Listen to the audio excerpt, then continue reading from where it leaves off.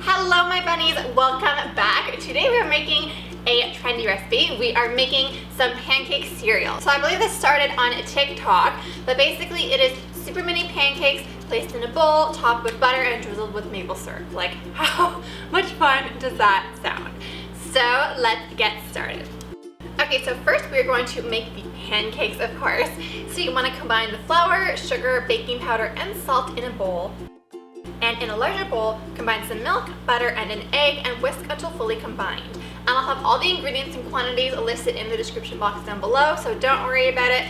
Everything is typed down there just for you. Then add the dry ingredients and whisk together, but make sure not to overmix. Just heat a frying pan over medium heat and spray it with cooking spray. And I like to fold up a paper towel and kind of wipe the pan down just so that the cooking spray is nice and even over the surface. You don't have to do that, but that's just like something that I picked up. And then instead of spooning large dollops like regular pancakes, you're going to grab a teaspoon. Doesn't have to be like a teaspoon measuring spoon, but just a small spoon, and place little dollops all over your frying pan. And you'll know that they're ready to flip when the surface looks a little bit dry and when the bubbles have risen to the top and the bubbles have burst. And then just flip them over. It's harder with the large spatula, so I use like a little mini cake decorating spatula, but like chopsticks or something like little wooden skewers would work too, I think.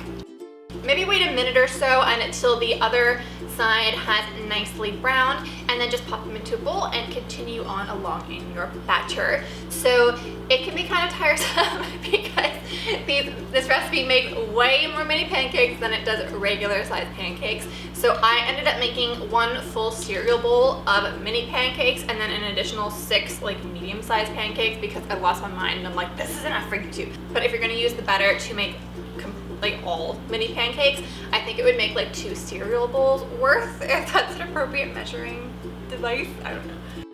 And then to serve, just spoon your pancakes into your bowl, top it with a little piece of butter, and then drizzle some maple syrup on top. You don't have to use too much maple syrup because I feel like the pancakes are just going to absorb it all and it's going to be like sugar bombs in your mouth.